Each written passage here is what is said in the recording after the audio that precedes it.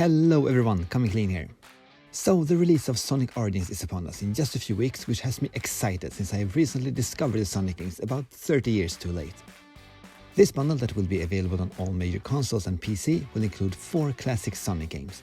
I was going to make a video where I discussed if it was worth buying Sonic Origins or if you should settle for the much cheaper ports already available. Now I can't do that because Sega has, in a timely fashion, removed these games from the digital stores, making them much harder to come by. This is of course also worth discussing. Let's get right into it.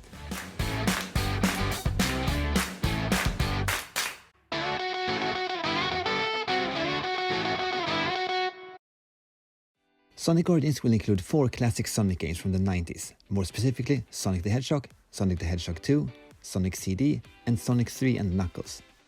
It will not be straight up ports. The games have been remastered in Sega's retro engine, and one of the creators of Sonic Mania has worked specifically on Sonic 3 and Knuckles.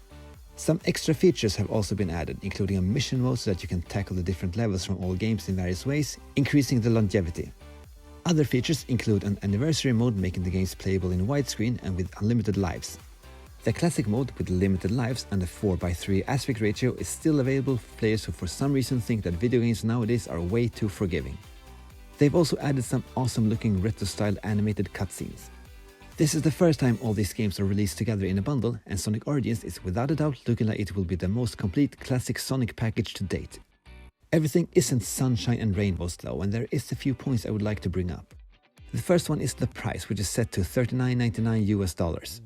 This feels slightly steep even considering the amount of extra stuff they added into the bundle. You will also have to pay extra for the Deluxe Edition, which of course makes sense, but the problem is the content Sega decided to include in the Deluxe Edition. We are not talking only extra skins and music here, also additional hard missions, which feels like it should have been included for everyone. To be fair, we don't know if these features will be unlockable in the base version or purchasable separately in the future. If you don't want to spend all that money for the aforementioned new features in Sonic Origins, you could of course buy the Genesis/Mega Drive ports of the games that has been previously released on multiple platforms. Unless that you can't, at least not anymore.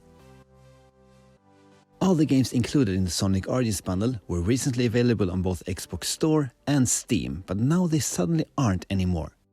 It's hard to believe that this is a coincidence considering how close we are to the release of Sonic Origins.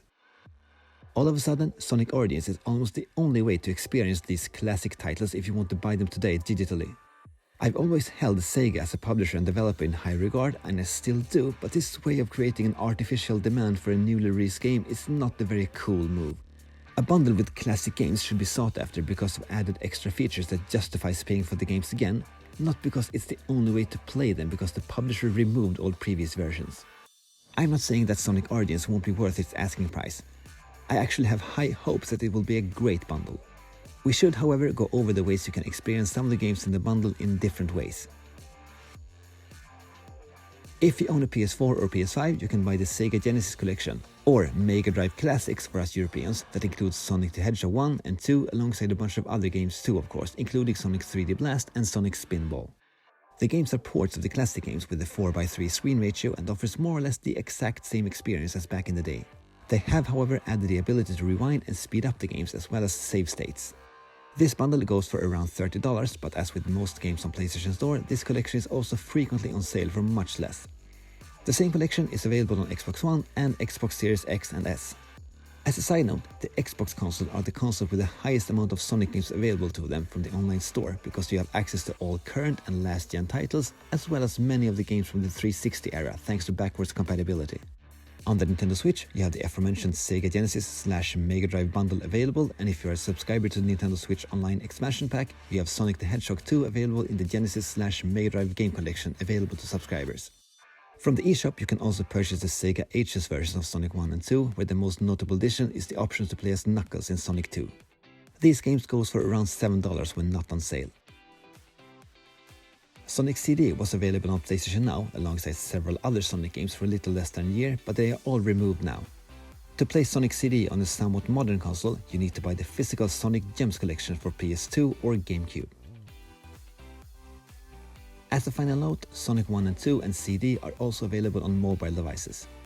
The only game seemingly not available anywhere is Sonic 3 and Knuckles. This game has, as I mentioned before, gotten some extra care from the Sonic Mania developer, and it's also the only game that Sega hasn't shown off from the Origins collection yet. It's also the game in the bundle that is held in highest regard by the fans, so if the rework they have done to Sonic 3 and Knuckles ends up meeting the players' expectations, Sega has for sure redeemed themselves a bit. Until then, I am looking forward to Sonic Origins, but with a little bittersweet taste in my mouth because of the way Sega's handled things so far. That's all I had for today, but I would love to hear your thoughts on the subject. Are you also planning on buying Sonic Origins, and do you think it's justified by Sega to remove so many of the other versions of these classic games? Please let me know in a comment.